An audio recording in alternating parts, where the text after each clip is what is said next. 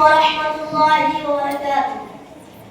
الحمد لله رب العالمين والصلاة والسلام على سيد المرسلين وعلى آله أصحابه أجمعين. أما بعد، قال الله تعالى: أعوذ بالله من الشيطان الرجيم. بسم الله الرحمن الرحيم.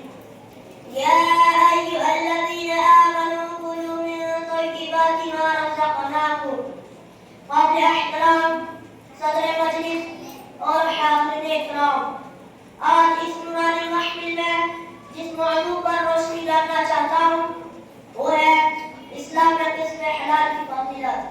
پیارے بھائیوں، اللہ تبارک و تعالیٰ کا کس قدر شکر ادا ہے کہ اس نے ہمارے لیے روئے زمین کی تمام پاکیزہ چیزیں حلال فرمائے.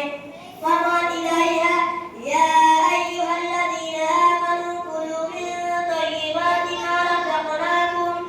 مومنوں، ہماری پاکیزہ پاکیزہ چیزیں کھاؤ. دوسری جگہ فرمایا: کلوا مما فی الارض حلالا طیبا. زمین میں جو بھی حلال اور پاکیزہ کھاؤ. پتہ یہ چلا کہ روئے زمین کی حلال اشیاء برابر کھائی جا سکتی ہے. صرف وہی چیزیں کھانا حرام ہے جن کو شریعت نے حرام بتلایا ہے.